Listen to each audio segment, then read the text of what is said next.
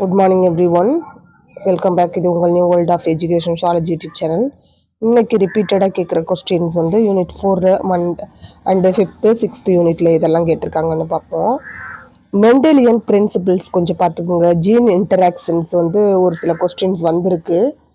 Next பார்த்தோம்னா multiple alleles வந்து ரொம்ப ரொம்ப இம்பார்ட்டன்ட். அதுலேருந்து கண்டிப்பாக கொஸ்டின் வந்து எல்லா இயர்லி ஒன்ஸ் வந்து மல்டிபிள் அல்லீல்ஸ்லேருந்து வருது. அதில் ABO blood group, Rh factor ரொம்ப ரொம்ப இம்பார்ட்டன்ட். ஏபிஓ பிளட் குரூப் அப்படின்னா ஆன்டிஜன் ஆன்டிபாடி எதில் இருக்குது அந்த டேபிள்ஸை பார்த்துக்குங்க. அண்டு அதை வந்து யார் ஃபைண்ட் அவுட் பண்ணா டிஸ்கவர் பண்ணவங்களை பார்த்துக்குங்க. அப்புறம் எம்என் பிளட் குரூப்பு, ஹெச்ஹெச், அதுதான் டோட்டலாக அந்த பிளட் குரூப் டைப்பில் உள்ளது எல்லாத்தையும் பார்த்துருங்க. நெக்ஸ்ட் வந்து ஆர்ஹெச் ஃபேக்டர் வந்து எரித்ரோபிளாஸ்டேசிஸ் பீட்டலிஸ் இருக்கு இல்லையா, அது இல்லாமல் அது வந்து யாராருக்கு இடையில வந்து பாசிட்டிவாக இருக்கும், இந்த பேரண்ட் எப்படி இருப்பாங்க அதெல்லாம் கொஞ்சம் பாருங்கள், ரொம்ப இம்பார்ட்டன்ட் அது. அண்டு மல்டிபிள் ஃபேக்டர்ஸ் அது லைட்டாக படித்தா போதும். நெக்ஸ்ட்டு ஸ்கின் கலர், அதுவும் ரொம்ப இம்பார்ட்டன்ட். ஸ்கின் கலர் வந்து அந்த அல்பினோ ரேட்டு இதெல்லாம் வருது இல்லையா, அது அப்புறம் மேனோட ஐ கலர் அதெல்லாத்தையும் கொஞ்சம் பாருங்கள். செக்ஸ் டிட்டர்மினேஷனும் இம்பார்ட்டன்ட் தான். லிங்கேஜ்லேயும் கொஸ்டின் வருது, அண்ட் கிராசிங் ஓவர்லேயும் கொஸ்டின் வருது. ரொம்ப டீப்பாக பார்க்க வேண்டாம். கிராசிங் ஓவர்லாம் மேக்ஸிமம் பார்த்தோம் அப்படின்னா என்ன வருது, அடிக்கடி வர்றது என்னன்னா கிராசிங் ஓவர்ஸ் வந்து எந்த படிநிலையில் வந்து நடக்குது அப்படிங்கிறது வந்து அடிக்கடி வர்ற கொஸ்டினாக இருக்குது. இந்த பேக்டின் படிநிலையா, அந்த ஸ்டேஜஸ் இருக்கு இல்லையா செல் சைக்கிளில், அது ரிலேட்டடாக கேட்குறாங்க. பைவாலண்ட் எப்போ இருக்கும், டெட்ராக்கு எப்போ இருக்கும், அது மாதிரி. ஸோ அது வந்து லிங்கேஜும் வந்து crossing over important. And chromosomal aberrations அதெல்லாம் லைட்டாக பாருங்கள். And next extra chromosomes, allosome and autosomal aberrations, அந்த டிசீஸ் இருக்கும் பார்த்தீங்களா, அல்லோசோம்ஸ் ஆட்டோசோம்ஸ்னால வர டிசீஸ், அதை வந்து பார்த்துக்கோங்க இதில். அண்ட் மெண்டலியன் ட்ரைட்ஸில் வந்து அது பாருங்கள். பெடிக்ரி சார்ட் அது வந்து இதுவரை வரல இந்த கொஸ்டினும். யூஜெனிக்ஸில் வந்து அது ஈஸியாக புரிஞ்சுக்கிற ஒரு டாபிக் தான், அதுலேருந்து ஒன் டைம் ஒரு கொஸ்டின் வந்திருக்கு. நெக்ஸ்ட்டு இது வரல. ஜெனட்டிக் நியூக்ளிக் ஆசிட் வந்து ரொம்ப ரொம்ப இம்பார்ட்டன்ட். டிஎன்ஏ யார் டிஸ்கவர் பண்ணாங்க, அண்ட் ஆர்என்ஏ, இது வந்து அந்த டிஎன்ஏ அப்படின்னு சொல்லும்போது அதுக்கு ரிலேட்டடாக வாட்சன் கிரீக் மாடல் எல்லாமே கேட்குறாங்க, அது ரொம்ப இம்பார்ட்டன்ட் டிஎன்ஏ. நெக்ஸ்ட் ஆர்என்ஏவும் அப்படிதான். ஆர்என்ஏ ஒன்று கேட்கும்போது வந்து என்ன கேட்குறாங்க அப்படின்னா அதில் உள்ள அந்த என்சைம்ஸ் இருக்கு இல்லையா, அதை பற்றி அதுக்கு ரிலேட்டடாக கேட்குறாங்க. And chemical basis, hereditary, gene mutation. ஆமாம், ஜீன் மியூட்டேஷன் கேட்குறாங்க. அதில் நிறைய டைப்ஸ் இருந்தால் கூட ஜீன் மியூட்டேஷன் கேட்கும்போது அது யார் டிஸ்கவர் பண்ணா, அந்த ஹீகோடிவிரிஸ் இருக்கா, அது மட்டும்தான் வருது இதில் ரிலேட்டடாக, வேறு எதுவும் வரமாட்டேங்குது. இருந்தாலும் அடிக்கடி கேட்குற கொஸ்டினாக வந்து ஜீன் மியூட்டேஷன் டாபிக் இருக்கிறதுனால நீங்கள் கண்டிப்பாக இதையும் பாருங்கள். ஜெனட்டிக்ஸ் ஆஃப் பாக்டீரியா, ஜீன் கோடும் கேட்குறாங்க. ஜீன் கோடு வந்து அந்த 64 அமினோ ஆசிட்ஸு அதுதான், அதை அந்த டேபிள்ஸ் இருக்கும், அது ஈஸியாக உங்களுக்கே புரியும்.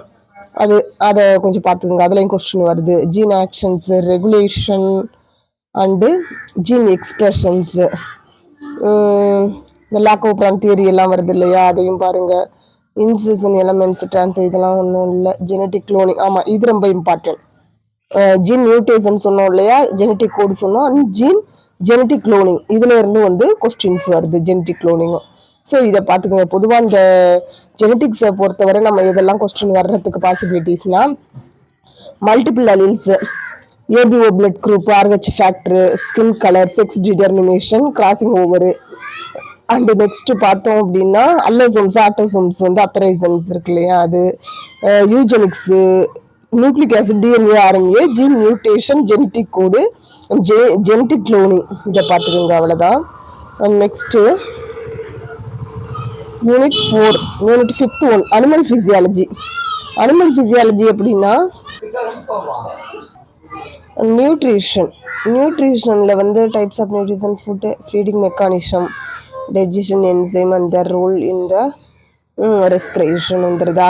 அந்த நியூட்ரிஷன் அப்படின்னு சொல்லும்போது அதோட அந்த ஃபீடிங் மெக்கானிசத்தை வந்து பார்த்துக்கோங்க, எப்படி என்டர் ஆகுது, என்ன சொல்லியா வெளியில் வர அதில் உள்ள எல்லா பார்ட்ஸும் அப்சார்ப்ஷன் எப்படி நடக்குது எல்லாமே வந்து இம்பார்ட்டன்ட் தான். அதில் இந்த ஹச்சிசிஎல், பிஹெச் அளவு என்ன, அது வந்து கேட்குறாங்க. ஓகேவா? அந்த பிஹெச் அளவு வந்து ஸ்டொமக்கில் எப்படி இருக்கும், ஸ்மால் இன்டெஸ்டைனில் எப்படி இருக்குது, அதெல்லாம் கேட்பாங்க. அண்ட் ஆல்சோ அந்த என்சைம்ஸ், டைஜஸ்டிவ் என்சைம்ஸ் இருக்கு இல்லையா, அதுக்கு ரிலேட்டடாக கொஸ்டின் வருது. ஸோ அந்த என்சைம்ஸை நல்லா பார்த்துக்குங்க. அண்ட் ஆல்சோ பிஹெச் எவ்வளோ வந்து செக்ரேட் ஆகுது அதை வந்து பாருங்கள். அது புக்கில் கூட ஒரு டேபிளர் காலம் மாதிரி கொடுத்துருக்கோம். என்னென்ன என்சைம், இப்போ பேன்க்ரியாஸ்னால் அங்கே என்ன என்சைம்ஸ் எல்லாம் இருக்குது அது மாதிரி. ஸோ அந்த ரெனின், கேசின் இதெல்லாம் இருக்கு இல்லையா, அதை வந்து பாருங்க. அது ரொம்ப இம்பார்ட்டன்ட். அந்த ரெஸ்பிரேஷன் அப்படின்னு சொல்லும்போது மெயினாக ரெஸ்பிரேஷன்ல அடிக்கடி வர்ற கொஸ்டின் என்னன்னா ரெஸ்பிரேட்டரி பிக்மெண்ட்டுக்கு ரிலேட்டடாக தான் கொஸ்டின் வருது. வேறு ரெஸ்பிரேஷன்ல வேறு எதுவும் கொஸ்டின் வர மாதிரி தெரியல. ஸோ அது நீங்கள் ரெஸ்பிரேஷனில் எடுக்கும்போது அதுக்கு பதிலாக வந்து ஹார்ட்டுக்கு ரிலேட்டடாக, சர்க்குலேஷனுக்கு ரிலேட்டடாக கொஸ்டின் வருது. ரெஸ்பிரேஷனில் அந்த அளவு கொஸ்டின் வர மாட்டேங்குது. ஸோ அதை கொஞ்சம் லிபரலாக விட்டுக்குங்க. Next transport of gases. இதில் வந்து இந்த குளோரைடு ஷிஃப்டிங், காம்பர்கார் அந்த எஃபெக்ட் சொல்லுவோம் இல்லையா, அதுலேருந்து கொஸ்டின் வருது. And Haldane, next Bohr's effect, அதுவும் கொஞ்சம் பாருங்க. ஆனாலும் அந்த குளோரைடு ஷிஃப்டிங் வந்து ரொம்ப இம்பார்ட்டன்ட். சர்க்குலேஷன் அப்படின்னு சொல்லும்போது ஹியூமன் ஸ்ட்ரக்சர் ஹார்ட், அது வந்து உங்களுக்கு நல்லா தெரியும் ஓரளவு. அதுலேருந்து எப்படி கொஸ்டின் வந்தாலும் எழுதிடலாம். ஸோ அது ரிலேட்டடாக கேட்குறாங்க. அதுக்கு மெயினாக அந்த நுரையீரல் தமனி வந்து டீஆக்சிஜனேட்டட் பிளட்டை வந்து கேரி பண்ணுதுங்கிறது வந்து கொஸ்டின் அடிக்கடி வருது. அண்ட் கார்டியாக் சைக்கிள் அதையும் பார்க்கணும். அந்த ஹார்ட் பீட்டு, பேஸ் மேக்கர், அதோட அளவு இந்த 120, 80 அதுதான் கேட்குறாங்க. கேட்டால் pacemaker, regulation of heart beat. Next வந்து வேவ்ஸும் கேட்டிருந்துச்சு ஒன் டைம், இசிஜி வேவ்ஸ், அதை பாருங்க. பிளட் ப்ரெஷர் அண்ட் பிளட் எக்ஸ்கிரீஷனில் வந்து ரொம்ப இம்பார்ட்டன்ட். இதுவும் ஹார்ட்டும் இந்த அனிமல் ஃபிசியாலஜி அப்படின்னா ஹார்ட்டு, நியூட்ரிஷன் அண்டு இந்த கிட்னி எக்ஸ்கிரீஷன்லேருந்து கொஸ்டின் டெஃபினட்டாக வருது. கிட்னியில் நெஃப்ரான் அதோட ஸ்ட்ரக்சர் வருது. And mechanism, urine of formation of mammals, அதுவும் இம்பார்ட்டன்ட் தான். அப்படியே அந்த கிட்னி எக்ஸ்கிரீஷன் வந்து ஃபுல்லாகவே பார்த்துட வேண்டியதுதான். ஓகேவா? நெக்ஸ்ட் ஆஸ்மோ ரெகுலேஷன், தெர்மோ ரெகுலேஷன்லாம் வந்து ஈஸியானது தான். அதையும் பார்த்துக்கோங்க. Muscular system structure and chemical. ஆமாம், டைப்ஸ் ஆஃப் மசில்ஸ் இருக்கு இல்லையா, வாலண்டரி, இன்வாலண்டரி மசில்ஸ், அதுல இருந்து கொஸ்டின் வருது. ஸோ அந்த மசில்ஸ்ல வந்து அந்த டைப்ஸை பாருங்க. Skeletal muscles, mechanism, muscle contraction. Muscle கண்ட்ராக்ஷன்ல வர்றது எப்படி இருக்குன்னா அந்த மெக்னீசியம் ப்ளஸ் ப்ளஸ் அயான்ஸ்க்கு ரிலேட்டடாக கொஸ்டின் வருது. ஸோ அந்த அயான்ஸ் வந்து இப்போ இது Na+ அயான்ஸ் எப்படி வெளில வருது, வெளில போகுது, உள்ள எந்த டைம்ல இருக்கும், வெளில எந்த டைம்ல இருக்கும், இப்படி அந்த ஸ்டேஜஸ் இருக்கும் இல்லையா, அதை வந்து கொஞ்சம் பார்த்துக்கோங்க. கண்ட்ராக்ஷனை வந்து பாருங்க. நெக்ஸ்ட்டு நர்வஸ் சிஸ்டம் கொஸ்டின் உண்டு. டைப்ஸ் ஆஃப் நியூரான் வந்து அந்த டைப்ஸ் ஆஃப் நியூரான்ஸ் வந்து எங்கே ப்ரெசென்ட் ஆயிருக்கு. இப்போ யூனிபோலார் நியூரான்ஸ்னா மல்டிபோலார் நியூரான்ஸ் வந்து இருக்கு இல்லையா, அது வந்து எங்கே ப்ரெசென்ட் ஆயிருக்கு அப்படிங்கிற கொஸ்டின்ஸ் வந்து வருது. ஸோ அதை கொஞ்சம் நல்லா பாருங்க. இம்பல்ஸ், மைலினேட்டட், நான் myelinated neurons and action potential, synapse, neuromuscular, reflex actions. இது நியூரான்ஸ் வந்து கண்டிப்பாக இம்பார்ட்டன்ட் தான். நர்வஸ் சிஸ்டம் வந்து இம்பார்ட்டன்ட். ஃபோட்டோ ரிசெப்டார், இது எல்லாத்துலேயுமே வந்து அனிமல் ஃபிசியாலஜின்னு எடுத்தோம்னா எல்லாத்துலேயும் ரிலேட்டடாக ஒவ்வொரு கொஸ்டின் வந்து வருது. Photo receptor, phono receptors, physiology.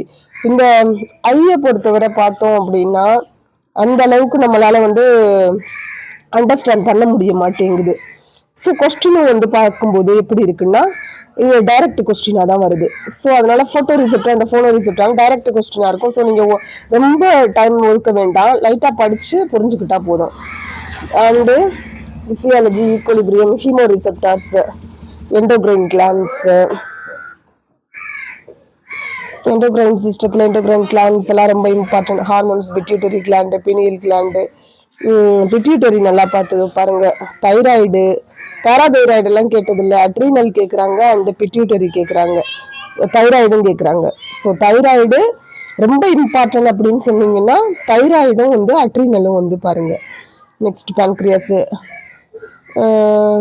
Effects, hormones, human reproductive hormones.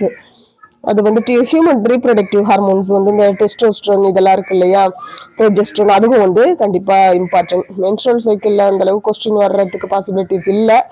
வந்தாலும் ஒன் டைம் படிச்சு விட்டாலே உங்களுக்கு போதுமானதாக இருக்கும். ஸோ இப்போ இந்த அனிமல் ஃபிசியாலஜி அப்படின்னு எடுத்து பார்த்தோம் அப்படின்னா கொஸ்டின்ஸ் எதுலேருந்து வரும் அப்படின்னா நியூட்ரிஷனுக்கு ரிலேட்டடாக என்சைம்ஸ் இருக்கு இல்லையா, அது பிஹெச். அண்ட் ரெஸ்பிரேஷனை நீங்க ஒமிட் பண்ணிடலாம். ரெஸ்பிரேட்டரி பிக்மெண்ட்ஸ்ல இருந்தா வரும், வேற ஒன்றும் வர்றதுக்கு பாசிபிலிட்டிஸ் இல்லை. அண்ட் சர்க்குலேஷன் வந்து ஹார்ட் பீட்டு அது கண்டிப்பா பார்க்கணும். அண்ட் எக்ஸ்கிரீஷன் ரொம்ப important. Heart, circulation, excretion and nervous system and phono ரிசெப்டார்லாம் நீங்க கொஞ்சம் சாய்ஸ்ல வச்சுக்கலாம். டைம் இருந்தா பார்க்கலாம், இல்லைன்னா பரவாயில்ல.